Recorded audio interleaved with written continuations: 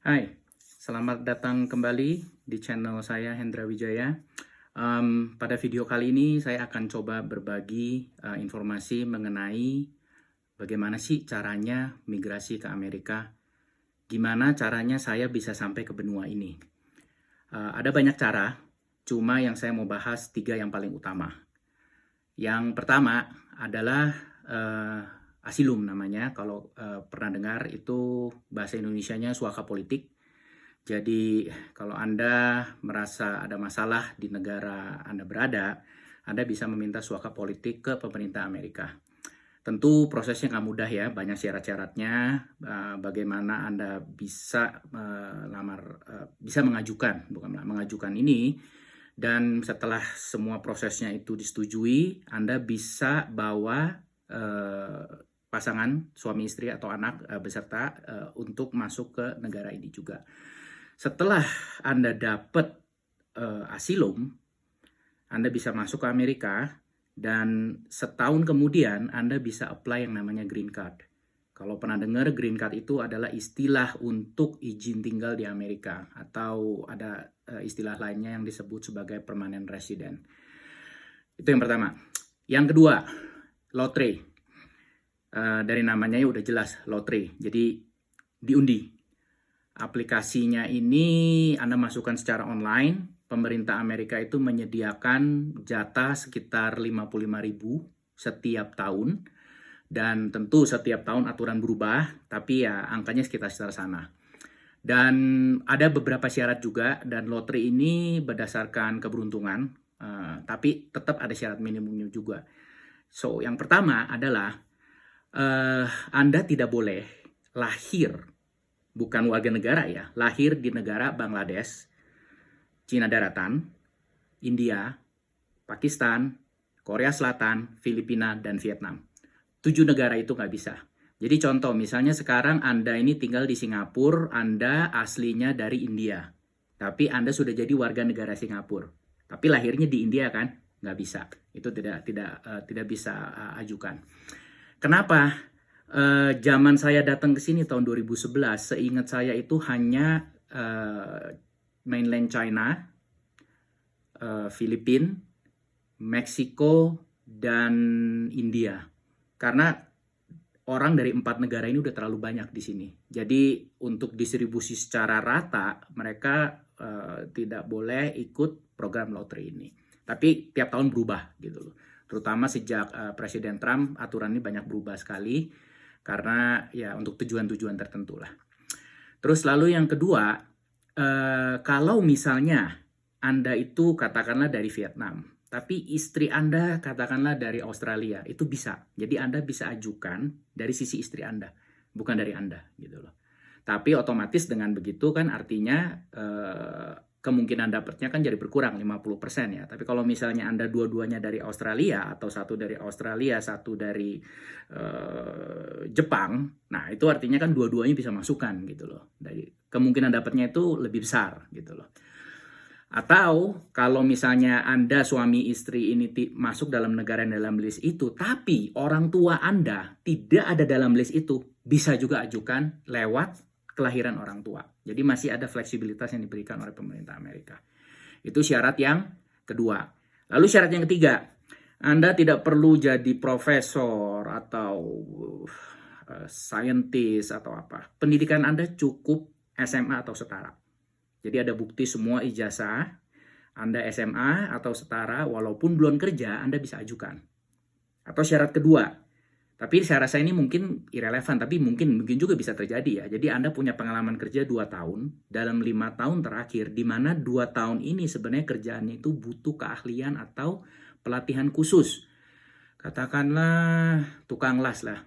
Saya nggak tahu ya di Indonesia tukang las itu ada sertifikasi nggak? Kalau di sini semuanya ada sertifikasi. Jadi keahlian A punya sertifikasi, B punya sertifikasi. Jadi kalau Anda misalnya ahli dalam hal melas, lasnya mungkin bukan las cuma las biasa. Misalnya Anda bisa bikin las yang rapi untuk bangun kapal cruise katakanlah. Nah, itu kan butuh special skill ya. Nah selama Anda 2 tahun bekerja dan bisa menunjukkan bahwa itu butuh special skills, dari 5 tahun kerja Anda bisa ajukan juga walaupun misalnya tidak lulus SMA. Oke. Yang berikutnya Anda harus punya paspor Indonesia dalam hal ini. Jadi harus masih berlaku dan tidak ada biaya sama sekali. Jadi ini program gratis dari pemerintah Amerika, Anda bisa apply, tidak bayar, dan website yang Anda harus masuk untuk pendaftaran ini, pastikan belakangnya .gov alias government, itu adalah pemerintah Amerika punya website. Karena di luar sana tuh banyak sekali website-website yang menawarkan lotre, bahkan menjanjikan pasti dapat, nggak ada yang bisa menjanjikan dapat. Karena ini semua sifatnya lotre. Tapi perusahaan-perusahaan atau website di luar itu yang orang suka bilang scam atau hoax, itu mereka hanya mau mengumpulin data Anda, membantu Anda untuk masukkan aplikasi dengan imbalan biaya otomatis. Karena mereka sebenarnya cari uang di sini. Saya tidak bilang bahwa perusahaan-perusahaan itu semuanya ilegal, enggak. Karena banyak sekali orang mungkin yang tidak paham bahasa Inggris, tidak paham dengan mengoperasikan komputer, tapi mereka mau coba gitu loh. Nah, otomatis kan butuh bantuan. Sebenarnya kita nggak perlu pergi ke perusahaan itu. Teman, saudara, siapapun yang bisa bahasa, bisa lihat komputer, bantu untuk ngisi, sebenarnya nggak masalah juga gitu loh. Jadi harap hati-hati karena banyak sekali website di luar, karena orang nggak tahu, dibilang pasti dapat 100% dijamin gitu. Memang dia masukkan aplikasinya sama seperti yang kita biasa masukkan. Prosesnya sama, nggak ada beda, hanya dibantu sama dia. Oke. Lalu yang ketiga, programnya itu setiap tahun tanggal aplikasinya berubah. Contoh nih ya, untuk yang tahun 2021, dia program itu berdasarkan nama tahun. Itu di-inputnya dari 2 Oktober sampai 5 November 2019. Jadi untuk nama programnya 2021. Nah, kita bisa cek hasilnya itu mulai nanti 6 Juni 2020 sampai 30 September 2021. Selama rentang itu, jadi kalau Anda udah masukkan data, dapat nomor konfirmasi, itu disimpan. Catat deh, taruh dompet, taruh mana, tempel semua, pokoknya simpan. Kalau udah ngerti ya simpan dalam bentuk file ya. Nah, itu nomornya kita input ke sistem, nanti dikasih tahu, oh Anda dapat, Anda tidak gitu loh. Dari sekian banyak orang yang saya kenal, biasanya kalau yang udah kepengen banget nggak pernah dapet. Saya nggak tahu kenapa, namanya juga keberuntungan kan. Tapi kalau yang cuma iseng-iseng atau dibilang temen, mau nggak nih dimasukin? Ya udah masukin, malah yang kayak gitu dapet gitu loh. Jadi di sini kita nggak bicara chance si A, si B dapat lebih tinggi atau lebih rendah. Intinya semua ini diundi. Nah, program ini ada jatahnya tahun 2021 sekitar 55.000 aplikasi yang bisa masuk. Itu dibagi ke beberapa benua di dunia. Ada Eropa, ada Asia, dan seterusnya. Asia itu kalau nggak salah lihat terakhir dapat jatah 18.500. Jadi sekitar 33% yang dialokasikan untuk penduduk Asia. Jadi Asia Tenggara termasuk di sana. Nah, yang saya bicara tadi itu adalah program 2021 yang diundi 6 Juni, hasilnya keluar 6 Juni besok sampai September 2021. Kalau Anda dapat, pasti banyak langkah-langkah yang harus dikerjakan ya. Nah, itu masuknya tahun 2022. Jadi panjang nih prosesnya. Dan program yang 2022 itu belum keluar, jadi saya pikir nanti nih sekitar bulan mungkin Juli atau Agustus tuh keluar. Karena untuk ajukan aplikasi itu sekitar antara Oktober sampai November biasanya. Nah, itu udah orang biasanya mulai dah masukkan semua. Oke, itu cara kedua. Yang ketiga ini adalah cara saya. Itu namanya visa kerja. H1B atau H1B. Itu apa sebenarnya? Ya, itu sebenarnya sama kalau Anda ke luar negeri perlu visa. Jenisnya turis ya. Kalau ini jenisnya kerja gitu loh. Nah, kategorinya apa? Anda bisa apply atau melamar visa H1B ini. Yang pertama adalah keberuntungan. Yang kedua adalah luck. Yang ketiga adalah hoki. Serius ini saya ngomong. Karena apa? Nggak semua orang punya kesempatan. Nggak semua orang yang punya kesempatan tapi punya luck yang besar. Ada orang yang punya luck besar tapi kesempatannya kecil sebenarnya. Tapi karena dia lucknya besar, otomatis dia jadi besar kesempatannya kan. Muter-muter nggak ya? Kira-kira begitulah. Jadi kenapa saya bisa sampai sini pun karena luck gitu loh. Itu nanti ada ceritanya. Nah, yang saya mau ceritakan di sini adalah prosesnya. Saya bekerja di bidang teknologi informasi seperti video saya yang pertama. Itu sekitar pada saat masuk sini 2011 ya. Berarti saya udah sekitar 13 tahun. Saya sudah sekitar 13 tahun di bidang ini. Dan bidang yang saya geluti ini sebenarnya bidang yang sangat spesifik. Walaupun bidang teknologi informasi itu ibaratnya dokter lah ya, ada dokter spesialis A, B, dan C. Bidang saya ini benar-benar yang lebih spesifik gitu loh. Kalau dokter tuh mungkin, saya nggak tahu ada apa enggak ya, dokter khusus ahli bedah kuku misalnya. Ini cuma analogi aja, saya juga nggak tahu. Maksud untuk menunjukkan begitu spesifiknya gitu loh bidang saya. Dan kebetulan perusahaan di mana saya kerja itu adalah perusahaan internasional, dia punya kantor banyak di mana-mana, dan kebetulan pada saat itu dibutuhkan di Amerika, di Denver ini, di Colorado. Oke. Karena bidang saya ini spesial, jadi perusahaan di sini mereka yang nyari saya gitu loh. Ada channelnya, dia cari saya, dia bilang, saya tertarik nih, mau rekrut Anda gitu kan. Saya bilang, boleh juga gitu loh. Prosesnya semua diurus panjang. Setelah dapat ya akhirnya saya pindah ke sini kan. Nah, H1B ini itu ada syaratnya sebenarnya. Syaratnya adalah yang pertama, visa ini hanya berlaku untuk 3 tahun. Jadi Anda dapat, Anda masuk Amerika, itu hanya berlaku 3 tahun. Kalau perusahaan yang mensponsori Anda mau pakai Anda lagi, dia harus bayar lagi ke pemerintah, karena urusan filing ini semua pemerintah uang ya, kita harus bayar kan, ngisi form, pakai lawyer ya, pengacara, konsultan untuk ngurus ini semua. Karena company itu biasanya nggak pernah mau pusing mereka, jadi suruh lawyer atau attorney lah. Jadi mereka masukkan, perpanjang lagi 3 tahun. Nah, setelah 3 tahun gimana? Habis kan? Berarti 6 tahun ya, pulang. Itu sebenarnya. Yang benar seperti itu. Tapi kebanyakan orang minta yang namanya green card sponsorship dari perusahaan dalam 6 tahun pertama itu. Maksudnya apa? Contoh kasus saya ya, saya datang 2011 bulan Maret tanpa malu-malu. Kenapa harus malu ya? Nggak ada salahnya kan? Saya ngomong sama bos saya bulan Mei. Saya bilang, saya minta dong, tolong dong dibantu untuk minta aplikasi green card gitu loh. Nggak pakai A, nggak pakai B, nggak pakai C. Bos saya bilang, oke, nggak masalah. Anda silakan urus ke bagian personalia atau HR gitu. Saya bilang, wow. Nggak, saya jujur aja tidak harap dia begitu cepatnya gitu ya. Intinya dia bilang dia nggak mau pusing. Pokoknya kalau bagian personalia bilang harus tanda tangan, dia tinggal tanda tangan gitu. Langsung gerak cepat kita. Langsung saya urus ke HR, saya tanya apa aja yang dibutuhkan, semua persyaratannya kita harus lengkapi. Dan itu kalau nggak salah saya ingat mulai bulan Februari 2012. Itu baru mulai ketemu pertama kali lawyer yang ditunjuk oleh perusahaan untuk ngurus saya punya aplikasi green card. Lewat sponsor perusahaan. Tapi visa kerja saya masih jalan.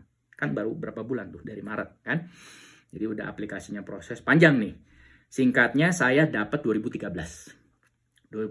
visa saya, bukan visa, green card saya keluar. Artinya apa? I'm a free bird, bebas. Kalau mau kurang ajar nih ya, saya bisa keluar dari perusahaan itu sebenarnya. Kan udah dapat kan? Karena kalau kita udah pegang green card, itu artinya kamu udah bebas gitu loh. Kamu sudah tidak terikat lagi dengan perusahaan itu, Anda bisa keluar cari kerjaan lain, gajinya yang double kalau bisa gitu kan. Tapi ada syarat tidak tertulisnya. Kalau Anda melakukan tindakan seperti itu kan namanya kurang asem kan. Perusahaan udah keluar uang banyak, dia butuh Anda, udah dikasih sponsor, sekarang keluar, pindah ke perusahaan lain. Konon, saya nggak tahu ya, konon itu bisa di-retract atau ditarik balik gitu loh. Jadi kalau kita melanggar aturan itu. Dapat hari ini, minggu depan keluar. Itu kan kurang ajar kan namanya kan. Nah, yang saya baca, lebih baik nunggu sampai 6 bulan. Jadi setelah dapat diam di perusahaan 6 bulan, setelah itu kalau Anda mau keluar, bebas dalam tanda kutip ya. Ya tergantung seberapa dibutuhkannya Anda di perusahaan itu. Mungkin perusahaan bilang, oh jangan keluar dong, kita kan udah sponsorin kan. Pasti pertama ngomongnya gitu. Yang kedua, kenapa masalahnya mau keluar? Ya tipikal lah perusahaan semua kan. Pasti nggak semuanya melulu gaji ya. Ada yang bilang, oh saya nggak cocok dengan si A, saya nggak cocok dengan sistemnya begini, begono, dan seterusnya gitu loh. Jadi secara tidak resmi ya minimal 6 bulan kita tahan di sini. Kalau setelah lewat itu, Anda mau keluar, silakan gitu loh. Nah, dengan bekal green card, Anda itu seperti orang Amerika sebenarnya. Jadi Anda tuh bebas. Kerja di mana aja bisa, tidak terikat. Karena H1B tadi kan harus perusahaan yang mensponsori. Anda harus kerja sama dia. Gitu, nggak bisa enggak. Ya. Lalu dengan punya green card, Anda tuh bebas dalam hal mau tinggal di sini berapa lama pun nggak ada masalah. Bahkan kalau Anda tidak bekerja pun masih boleh tinggal, nggak masalah, boleh.